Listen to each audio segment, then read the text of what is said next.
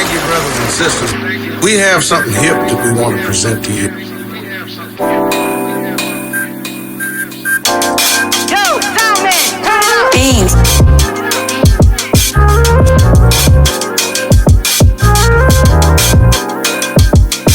Hey man, what's poppin'? What's poppin'? What's poppin'? It's the Drop the Beat podcast with your man DJ Wildchild. Thank y'all for tuning in. It's good to see y'all once again. How are you doing? Right? So listen, this Drop the Beat podcast where we talk everything DJ and music. And this week's guest is one of the finest women to ever come. Actually, she's the first female guest I've had on the show. I need y'all to make some noise. Put y'all hands together for Miss DJ AM/PM. What's up, girl? Hi, how are you? I'm good. How are you? Good to be here. Man, Thank you. thank you for being here. I appreciate the invite. Yeah. So, as always, we're gonna dive right into it. Let's do it. Let's talk about where the name AM/PM came from. All right. Well, I used to go shopping at the Beat Parlor in Wicker Park. That was Yeah. one of the first places that I started getting a bunch of accumulation of hip hop records. And one of the owners, Sinbad, was like, what is your DJ name going to be? At that time, I was just accumulating records. I wasn't really out yet DJing. And I was like, I was going to go by Alicia Marie. He's like, no, you got to have a name, though. At that time, there weren't a lot of female DJs. So Yeah. you couldn't, it wasn't like a thing. So he's like, you got to come up with a name. Let me help you. He's like, what about AM/PM? I was like, that's okay. He's like, what would the PM stand for? And I was like, Alicia Marie, the Praying Mantis. What? Yeah, I like Wu-Tang. I like Kung Fu movies, So it's like my Kung Fu name, Alicia Marie, the Praying Mantis. Wait, no. Is this a revelation? Got you. Praying mantis. No, Oh my people God. are like day and night, and I'm like, yeah, day and night. But no. Nice. Yeah, Okay, being that I was mean, a female in a male-dominated industry, it's also, Yeah. the mating practices of praying Absolutely. mantises, so they tend to dominate. So, speaking into existence, yeah. Oh my goodness gracious. So since you kind of hip hop jumped up to the topic of one of the things I want to talk to you about, let's just go straight into you being in this male dominated field. What has been some of the biggest challenges you've noticed being in this game? Sometimes, Well, let me Okay. dip this. First, being a female, but then secondly, being a female of non-color in this game. Caucasian, yes. Yeah. No, being taken seriously can sometimes get in the way. I get little sis, but now that I'm older, I don't really. I get big sis.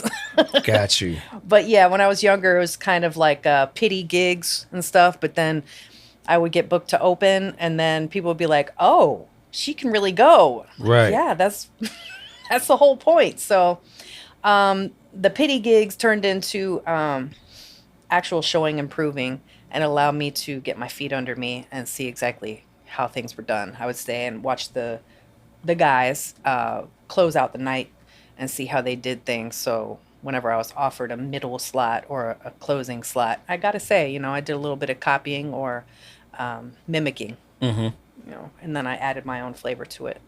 Okay, so you will openly admit that there is a hell of a difference between how a male is treated in the industry and a female is treated in the industry. Yes, but I believe that women have gotten more recognition these days. There's a lot more female DJs these days, and they can actually be called female names. Back when I started, that's why the whole AM/PM thing happened. I think Sinbad was trying to look out for me too. Like, if you have an obviously female name, it could get in the way. Right. So if you have an androgynous name, people wouldn't know and Okay. accept you beforehand. So I think that women have a lot more opportunities these days. It might involve Absolutely. like crop tops and, Oh my God. Okay. Hey, if you're young and you got it, then flaunt it, girl. Just do your thing. Like, live your life. I get it. Yeah. So let's rewind back. What was the beginning point of you deciding like, yo, this is it. This is what I want to do? Well, we'll rewind. Look, I've always loved music. I used to make mixtapes from the radio. You know, wait until the announcer or the person talking would finally stop talking, push pause and record, and then get my little mixtapes together with Never on Friday, Monday, you know, Saturday Love and Curtis Blow and so forth. Those were my tapes. And so I've always loved doing that. And I didn't even know what that meant. It was called talking up to the post now now that I'm on radio. Anyway, in high school, I was privileged enough to move in with my mom's identical twin sister in Downers Grove. I went to Downers Grove North. Okay. And they have a radio station there. And so in order to have a radio show, you had to take radio 1 and 2. So I did that. I got my own radio show. So I would be playing like punk rock and, you know, alternative music, a little bit of Diggable Planets and stuff. Got you. But that was how I got my start, like doing it in public. Okay. And then later on, I worked at a record store in Downers Grove called Sight and Sound. They also have a head shop where they sold pipes and Nag Champa and so forth. What? Grateful Dead T-shirts and stuff. Gotcha. I wanted to work there. Okay. But the owner was like, we don't need anybody here, but I do need somebody at the record store. So I worked Okay. at the record store up the street for a while. I was the only person there, so I got first dibs on all the records, all the Santana, all the James Brown, all of the yacht rock. I took. It was mine. I bought it, of course. I didn't steal it, but yeah, those bins had nothing by the time I left. Picked it clean. Gotcha. And then I started working at the head shop. Okay, so I know I have had the pleasure of working with you. It's been years. It has. But I remember when your name first came up, I was like, AM, PM, okay, cool. Right. And then when I finally got to hear you, I was like, oh my God, she's incredible. What was it about hip hop? Because like your hip hop set was unbelievable. Thank you. As a Caucasian woman, in them two facets, and not to, you know what I mean? It doesn't offend me whatsoever. Got you. Not to be offensive, but as a Caucasian woman, I'm sitting off in the corner like, you gotta be kidding me. What drew you to hip hop? The first record I ever bought, I was in grade school, and it was Curtis Blow, If I Ruled the World. And it was a 12-inch. My dad worked at Crutchfield Electronics in one of those strip malls across the street from the mall in Jacksonville, Florida. Okay. And I would go to work with him because he would have me on the weekends. And they had a Coconuts Records right next door. Good old Coconuts. And so I would go in there for hours and just look through all the posters, all the records, like to the white meat. I just looked through everything there. And and so I knew what the prices were. And my mom was like, here's $10, you know, spend it wisely. I was like, Oh, you was balling. right. So Right. I saw Curtis Blow, If I Ruled the World. I didn't know what a 12-inch was. Okay. I thought I was getting over. I was like, $4.99? Man, I got this. Took it home. It was a 12-inch. I was like, what the hell? Dang. So, you know, If I Ruled the World, that was one of my first introductions to hip hop. And actually then later on when Nas came out, If I Ruled the World, you know, it's like, oh, haha, I see what you did there. Right? So that was one of those synapse kind of moments for me. Yeah. But yeah, I also, whatever, I had a boyfriend. He was from Brooklyn and he loved Wu-Tang and Gangstar and stuff. And so Word. I already loved Tribe Called Quest. So, Word. you know, combine those things and it was just like it just opened a whole nother world. Then I started getting into the samples from the music, which opened a whole nother world. And I was Right. like, oh, and Biggie came out and that Biggie blew my mind. I was like, Juicy Fruit. Oh my God. And wow. So it was discovery. It was beauty. It was a journey. Got you. So when you initially started, were you vinyl, CDJs? Vinyl. Okay. Yeah. Okay. And so how was that? How has the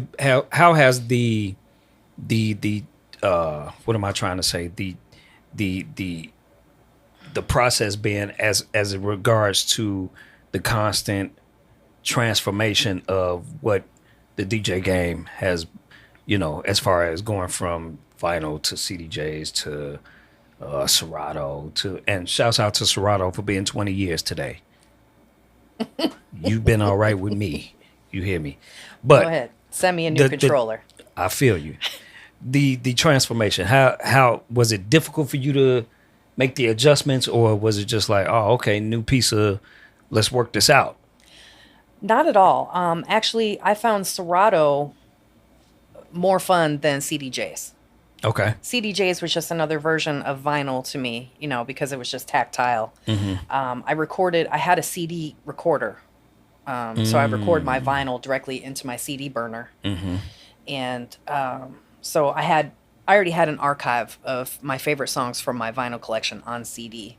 So when Serato happened, all I had to do was load it up into my computer, and I had all my favorite songs already. Got you. So I loved when Serato came out. You could loop. There's more things that you could do. The things that I had in my mind that weren't necessarily possible, I was able to do. When you hear samples and you hear what the producer does, but you're not a producer, you still have ideas. It's like, oh, that gets me going. So when you can loop the music that you've heard, and you've heard producers looping for so long, you can come up with so many different things. Yeah. I enjoyed collecting acapellas, so making these loops allowed me to just go into different areas. Yeah, because I think that's definitely one of the things about your spinning that kind of just blew me away. It was like your acapella game was insane, and how you mashed them acapellas with those instrumentals. That's the thing. Shouts out to Johnny for bringing her. Yeah. Yes. For bringing- Actually, yeah. Johnny brought me onto a lot of his gigs, but Deuce was the one who actually introduced me to the Five Deuce family. Really?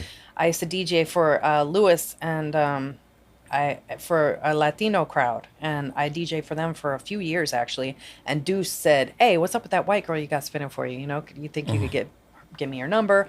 They asked me, "Is it okay if I pass your number to Deuce?" I said, "Okay, that'd be great." So Nice. I started spinning at Zentra, and the thing was, because I was the opener, there were certain songs you didn't touch. I mean, there's no etiquette these days, but there was opener etiquette back then. Really was it though? For me, it was. Explain.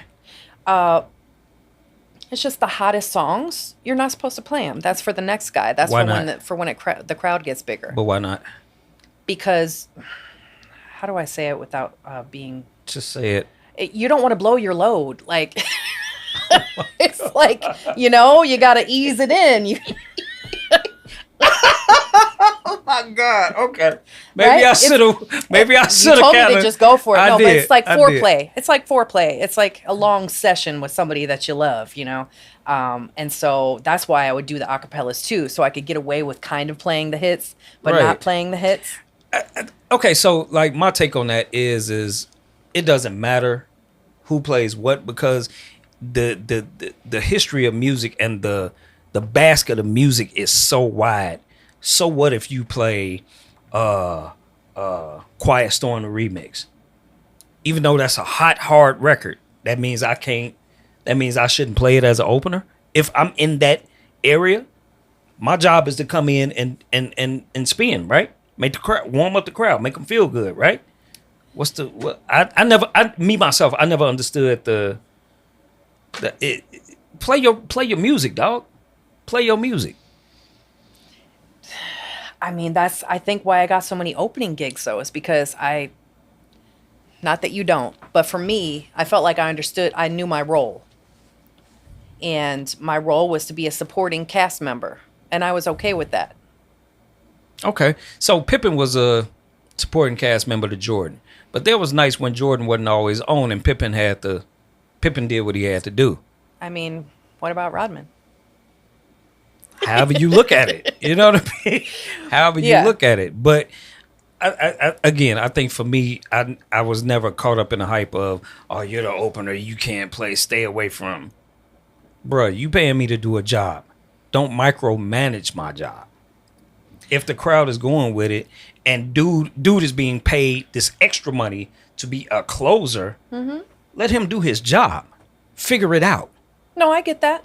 But it kept me employed, though. I mean, and the particular role that I played, and that's why I made my little acapellas, because Got you. I was Okay. able to play the hot-ish without playing the hot ish. And actually, there was a crowd of women that would come every week.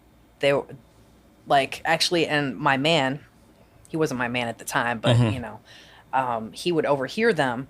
Like, there would be people coming in, and they would look up and they would see a white Caucasian female, and they would look up with skepticism, and they would, you better shut the F up right now. That's my girl. She's about to jam. Just wait. And like, he still brings that story up to me to this day, because, everybody has bad days. So if I have a bad day, he'd be like, don't forget about Zentra now. Yeah.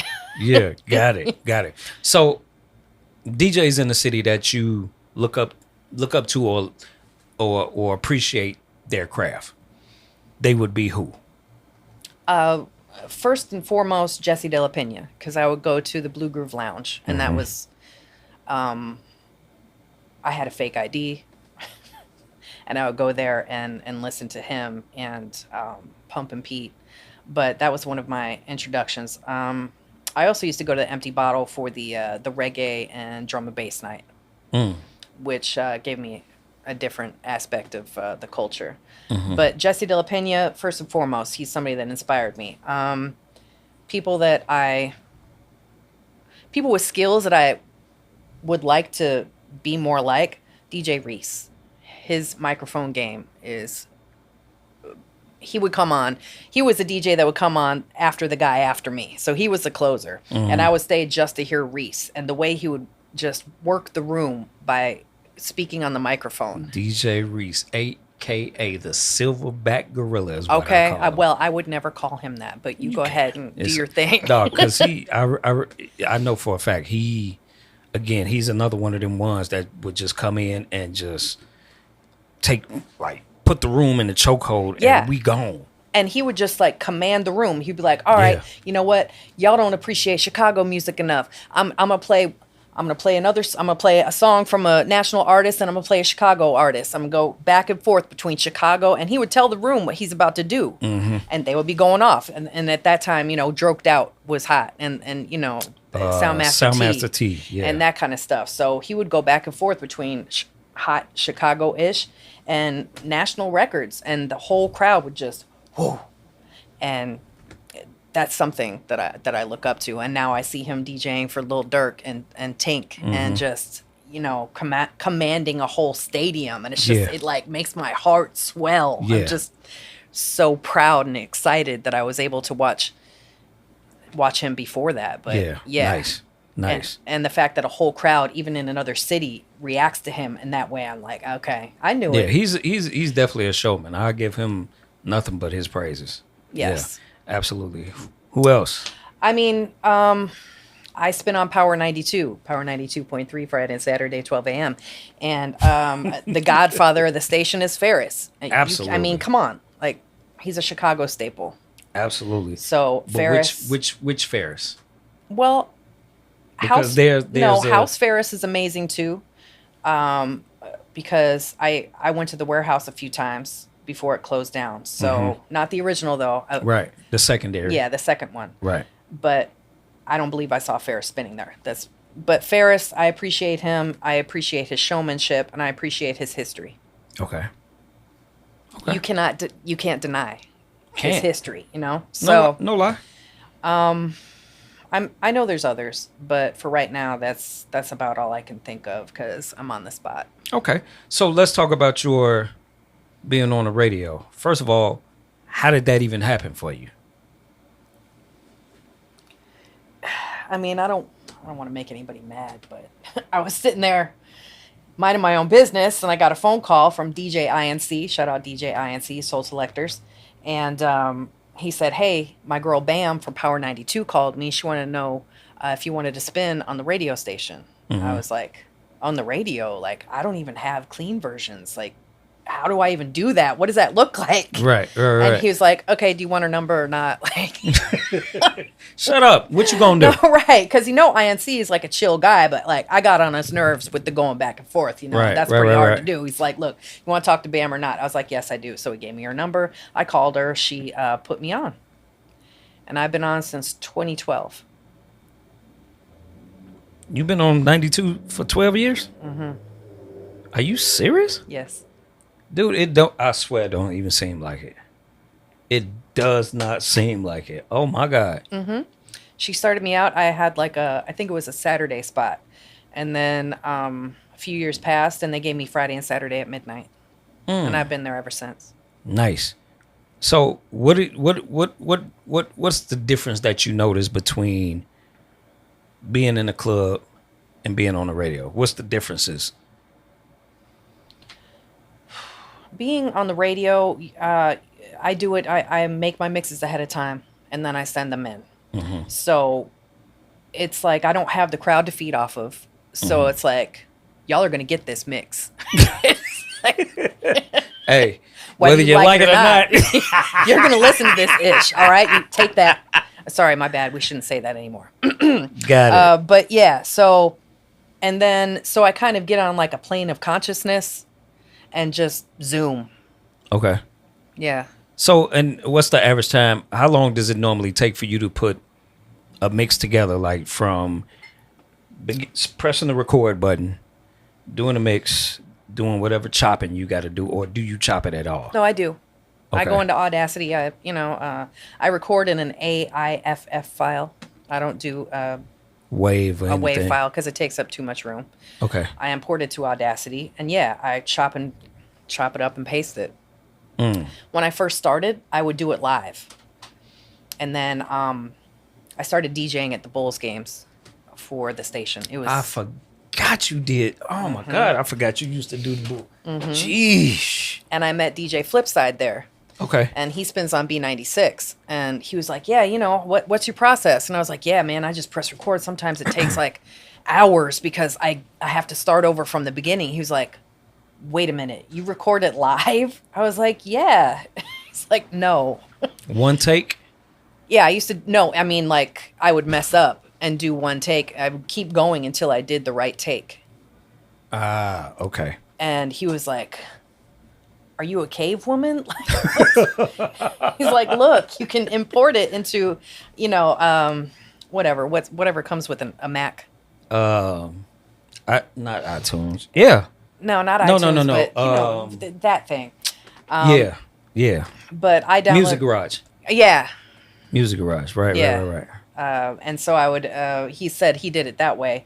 I downloaded Audacity, Okay. and I do it that way because it's a little more simplified, Okay. and it's a free program. Okay. So I started doing that. He's like, just leave a big gap in between where you want to start over, and then when you import the WAV file or when you import the music file, you can see where the chop mark is, and then go Gotcha. from there. I was like, oh, okay. So it took me a minute, but I finally figured it out, and now I feel like almost like a savant when I look at audio. When I look at a waveform, I can see things that other people can't. Because I tried to teach someone else how to do it, and they were like, "Where?" I was like, where that little the part right there. You don't see that? Oh, okay. Sorry. Oh my God. Yeah, they're like, you're not too good at this teaching thing. I was like, Wow. guess not. Yeah, I'm kind of special that way. Yikes. Okay. Yeah. Okay. So, yeah, I chop them up for sure. I'm Okay. a perfectionist. Okay. So your average time for start. True. So you're roughly, it takes you roughly maybe a couple of hours just to Yes. nail everything down. Yeah. I asked other people how they do it, like V-Dub. Oh, I got to shout out V-Dub because he's one of the people that I really look up to as well. Nice. And I asked him how he did his. And so at the time I was, for a minute, I had 12 p.m. every day. And it was very stressful for me to try and make a new mix for every single day. It was a lot, I got to admit. And Can you explain why? it's just a lot of pressure. It's like showbiz. I was always the background 12 a.m. kind of girl, and before that I was the Wu-Tang girl and the sample girl. I was never really the closer. So being on every day and being like the main focus, it was a lot. And one of the people that I worked with, they wanted me to kind of play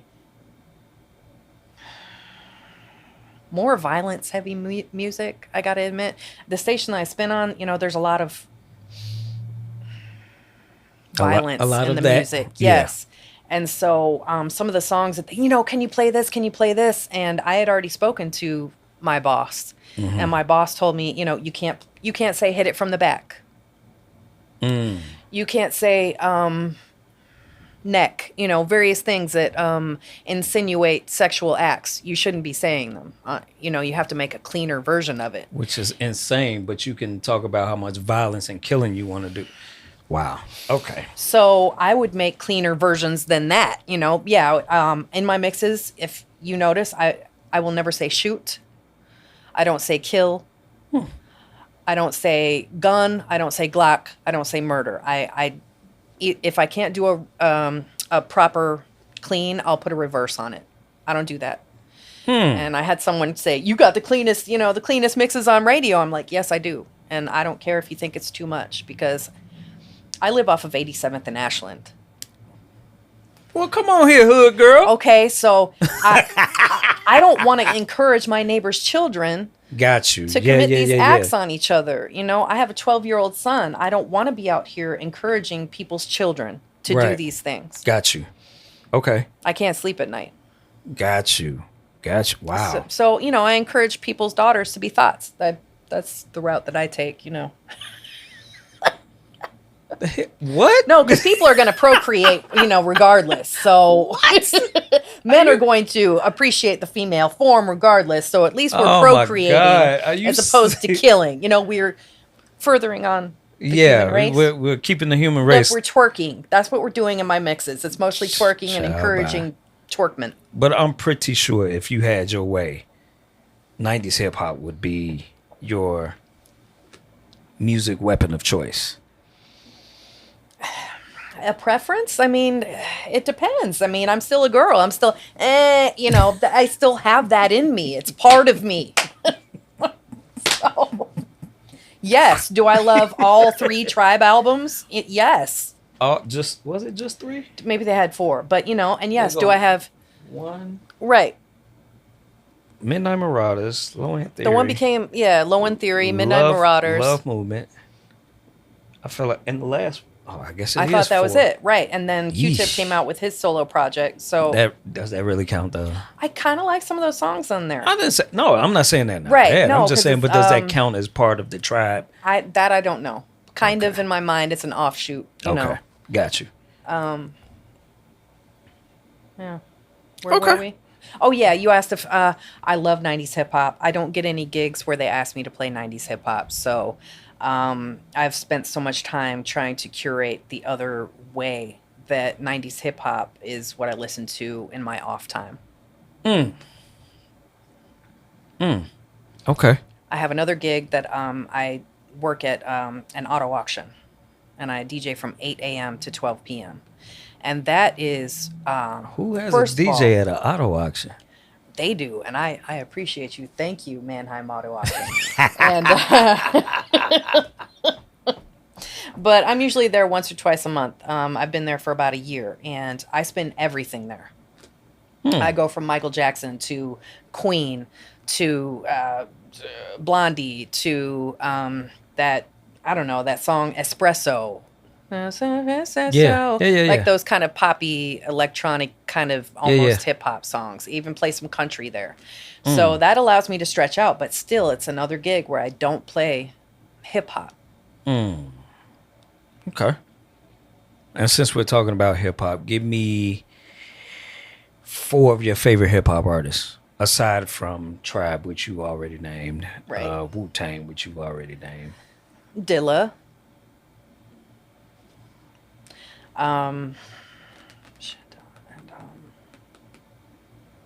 Why can't I think of his name right now? Madlib. I love Madlib and his production. Yeah. The album that Dilla and him did before he passed. Yes. Love that. Yes. I was a huge Mobb Deep fan. I got to meet Prodigy about 2 years before he passed away. So that's, one of my keepsakes. Okay. And then, I mean, if we're talking about now, I mean, hi Megan Thee Stallion. Yikes. You look really good in clothes. What is happening? I really liked Young Dolph. RIP to Young Dolph. I really liked Club Godzilla, Beat King. And actually, I had just started developing like a relationship with him. Okay. And he was in Chicago, and he gave me his number, and he was like, "Hey, man, hit me up, and I could give you some drops via voice message, Voice memos. yeah, And voice stuff. memo, Yeah. exactly." And he had just given me a drop like maybe 21 days before he died, like. Oh wow. And so I'm still pretty heartbroken over that. Like, because I was like, oh man, I finally am developing a relationship with dude, and he's But so still- awesome. I love his music. I mean, it's the and But it's right still up my alley. To have that though, Right. that's crazy. So I'm like, I just met dude. Like, Right. I've been a fan for so long, and now he's gone, and like, phew, that one still blows me. But yeah, I was a big fan of Beat King. Nice. To speak of it in the past tense still is just Yeah, I'm sure. shout out Beat King. I'm sure. So let's talk about DJs you would like to work with nationally and locally. Give me 5 of each. Wow. If Come on, you had man. 5. If you. I mean, we should have done like a talk before I came here so I could be prepared for these questions. Hey man, listen. Envy. I would like to work with Envy because of his status and the fact that he has the morning show every day. I mean, it'd be a good platform. Okay. Wow. And there's like some DJs that do stuff in California. There's this thing that they do called R&B and Ribs. Not familiar. Yeah, and Okay. they do like because Serato has stems now. Of course. They do like a lot of like R&B or 80s R&B songs on top of hip hop or vice versa. Yeah. And so that would be right up my alley, as we know. Hell Because yeah. I was doing acapellas before stems. I mean, Yeah. shout out me. And y'all are cute. That's nice, baby. Oh, I also worked at Gramophone Records. We didn't mention that. So I was a hip hop buyer at Gramophone Records. I Did worked you? there, but then they made me the buyer. And so I got first dibs on everything. Plus, because Oh you're the my buyer, god. So I could only imagine they what send your you promos. I could imagine what your collection looks like. Yeah. When I moved, Silly. I had to leave stuff. Like, I couldn't even bring all the stuff that I had. I was like, here, landlord, take this. Move it, whatever you're going to do with it. But Why I don't- didn't you call me? I don't have room for it. Oh my god, why you didn't call me? But yeah, so because of that, I actually got a lot of promo records. Okay. So I didn't even have to buy the ish. And if not, I would get first dibs on it. Like, oh, we're only gonna get 4 copies of this. So it actually means 3. We're only getting 3 copies. That's Wow. nice. And then whoever was in the favorite group, Of course. I would put it in their hold bags. Of course. So the hold bag was the major stash at Gramophone. But Yikes. Okay. so yeah, R&B and Ribs. There's some kind of like Vegas-y DJs that I admire because I admire people that do things that I don't do. Okay. 4 Color Zach. I need to Crazy white dude, get, I need honestly. to get in tune. And he'll do like Nirvana on top of like Kendrick Lamar and just off the wall stuff that you wouldn't think of, or like New Order with, I don't know, Wu-Tang, just strange combinations where I'm like, how? Like, who are you? Where do you even come up with I'm this kind of stuff? stuck with the Nirvana over Kendrick. Yeah. Or vice versa. He comes up with very strange combinations, and he does very large rooms in Las Vegas. Nice. for, Okay. And I can't say I really want to DJ for that crowd, but I want to DJ around him Okay. because he's also technical. He has like a lot of when you use the controller or your cue points, he'll cue point things and make new songs. Okay. Like mix up the different synthesizer sounds and make it a different beat that sounds like another beat, and then he'll bring in the song that sounds like the beat that he's mimicking with. Yeah, it hurts my sounds brain. Insane. It is. Yeah, I'm gonna have to get his info. I gotta see. Yeah, this for 4 myself. Color Zach. Check Okay. that dude out. It's Got you. And then locally, locally. that you haven't already. Right. because you and I have already spun together. So, Yeah, but it's been a minute. It's been so many. That's So- been over 10 years ago. Yeah, I think we need to kind of revisit that. Let's so talk about We're going it. to talk about that. We are It's been mentioned. So Has it? right here, right now. right now. Okay, bet. Okay, so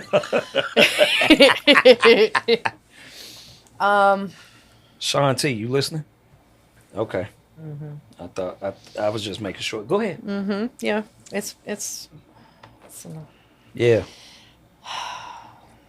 and I'm not even trying to be a jerk and not mention someone else's name because I feel like I'm on the spot, So I'm like, Listen. darn, like who? If you don't have it, you don't have it, and it's cool. I get it. Like there are some younger people that have come out, there's a couple ladies that have come out where, I would like to DJ with them, and see how our skills kind of match up. And Okay. because I used to, like I had told you in the earlier part of the conversation, is when I first started, there weren't any women DJing except for like in house music, but in hip hop, there weren't any female DJs. I think maybe DJ Tanya, who I don't really know her. She wasn't part of my circle. So It was her, and then what is the old girl name that used to be on 107.5? you mean Dime Piece? Because that was after me. Before her. Okay. Naina Drake. Oh, I'm before her. She's a nice person. Is she still in Cali? I haven't seen her from Naina in so long. I'm not She sure, is? but one time I spun at the Shrine and Joe Russo had her. Shouts out to the Shrine. Hey, that's supposed to be on Vibrate. Excuse me. Shouts out to the Shrine. Hey, Shrine introduced me to so many acts and DJs. Man, I hate that they tore that joint down. Well, Joe is in Atlanta now. He had me DJ there at his new spot, Rocksteady. Oh, word. Yeah, it was nice. Okay. Because before I went down there, he had me do a 4-hour mix for his brunch. Yikes. Yeah, it was. I did that in pieces. Of course. I was like, okay, here's like the Drake and Minnie Ripperton part. Wow. Here's the mid-tempo part with New Edition. Got and it. Here's the ending part with like, a little bit of whatever, like conga, a little bit of Prince, Got and you. some disco house classics. Got you. Okay. Is it all up my face? That kind of thing. Hell Right. yeah. Because he said he wanted like a classic Chicago vibe, Okay. like the beginning, middle, end of night. I was like, I could do that. Sure. Nice. Yeah. What are you most comfortable spinning on? Spinning on. I like controllers. And some people are hoity-toity about it, or kind of stuck up, and they're purists, I guess, if I were to say it in a nice way. But I believe that the technology is advanced in such a way that why not embrace it? It's made it better. I still have back injuries from carrying crates. I lived on the second and third floor, and and I would have to carry my own crates after DJing at Betty's till 4 a.m, And then plus we would go and, gorge ourselves on White Castle afterwards, because what else are you supposed to do after you drink that much vodka? Wait, first of all, did you say gorge yourself? Yeah. Man, I would polish off a 6-pack with some fries. Stop playing. Yo, are you kidding me right now? Mm-hmm. Oh my God. Still a stick too, skinny as heck. Dang. Yeah, my waistline no longer looks like that, but still, those are good memories. And Hey. What yes. is wrong with you, yo? Oh, nothing at all. Me and Mary Jane. Can I shout out Mary Jane? Because she's Shout out who the you need original to. Hey, DJ partner. there go your camera right there. Yeah, Go oh. for it. Straight Right ahead. there? Straight ahead. Straight. Okay. Straight. Oh, hi. Yeah, it took me long enough. I got it. I've been looking everywhere but here. Hi, everybody. I'm Alicia. DJ Mary Jane was my original DJ partner. We met at the Double Door watching Mixmaster Mike show. Wow. Mixmaster Double Mike. Door. Yeah. Wow. What is he, an executioner? I don't know. Yeah. But yeah, he's, DMC champ and all that. And I was up at the front of the stage watching him like, oh my God, is this real? And I looked over and there's another white girl standing there with the same face. I was like, first of all, there's no other women there. I look over, I'm like, how? And she looked at me the same. I was like, Okay, so we're soulmates. We started DJing together. We had a Sunday night at Subterranean called Sub T. Jesus Christ, you are taking. Oh my God, you we running called me it back. Get Wet, and I still Y'all kind called of it what? regret that. Get Wet. Well, what? We called it. Yeah. I don't even want to. I don't want to know either. Like, I don't know what I was thinking, but they surely had it on the billboard outside. Get Wet Sundays, and that's what we did. And then from the success of that, when Betty's opened, we got Wednesdays at Betty's. Okay.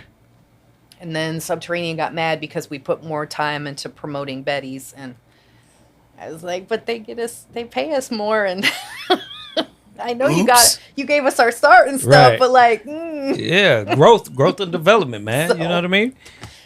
but Okay. yeah. Dope. So listen, before we get up out of here, the advice you would give to a young lady that's coming up in the game now. Okay. I would say rule number 1. Keep your legs closed. Look, Okay. it worked for me. If you start sleeping with people that you're trying to work with, it just gets messy. And then that could cause trouble down the line. Okay. And it can be an easy way to get in, because I've seen people do it. Okay. But that's a shortcut, and shortcuts can bite you in the ass in the end, and then you create enemies down the line, because who stays friends with their exes? It can be difficult. Yeah, you can still be friends, but it can be awkward and blah blah blah. So don't sleep with the people that you plan on working with, because people talk, and it's a small community. Oh, it is. God, it is. Another piece of advice, and this would be for any DJ, being that we have technology now, if you know that you're going to play a song in a certain way, make an edit of it. It's easier. For instance, I don't play the whole song. I play maybe up to the first chorus, second chorus possibly, but usually I'll mix out after the first chorus. It can be messy if you're trying to. Songs don't have intros and outros anymore necessarily, or they don't always have one or the other. Right. So make an edit, like instrumental intro, Got you. I see song what you're up to the saying. chorus, Got you. cut and paste the intro instrumental onto the end, and then you mix out, and then it's clean, and then you can blend everything, and it's not a train wreck, Got you. and you're not having okay. a ficky. You know, I'm Ficky. ficky. Yeah, you know. Some people are gifted with the microphone, and so there are some people like Sean Mack. You don't have to blend the records in order to keep the crowd going. He Right. uses his voice as the transition. Which is hands down, he is one of the best mic workers I've ever seen. Exactly. And Can't so, lie. you know, in the middle part of my career, I worked with him a bunch, and he would come on after me, per usual, and he would just get the crowd going with his voice, and that's something that that I admire. That's one Okay. of the things that I admire about other DJs is I'm a blender. That's why I make such good acapellas. But yeah, Okay. I like to blend the records, and I don't like all that messiness. Okay. Understood. Since I don't speak, Gotcha. I don't say a lot. I like to have clean transitions. Got you. All right. Well, listen. Let's get your socials before we get up out of here. Let the people know where they can find you, what residencies you got, whatever. Okay. Let's talk about it. Speak forth. All right.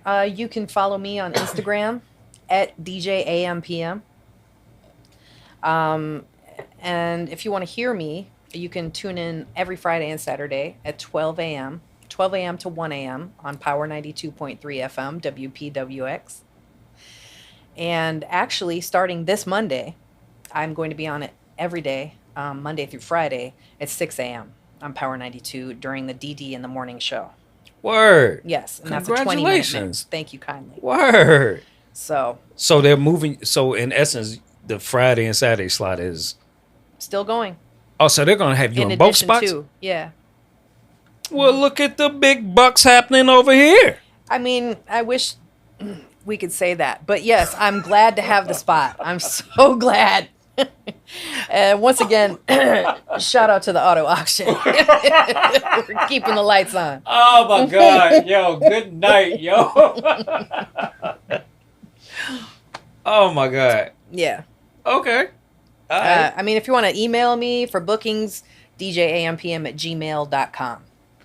I'm not giving you my phone number. It's Please just don't. what it is, you know? We're not Please doing don't. that. Hey, I'll talk to y'all off camera about that. You know what I mean? Hey, AM, thank you for coming, Ma. I appreciate you so much. Thanks for having me. It's been a while. We've been talking back and forth periodically, but I'm happy that I got you here, man. Thank I'm you glad for to coming. be here. Yes, absolutely.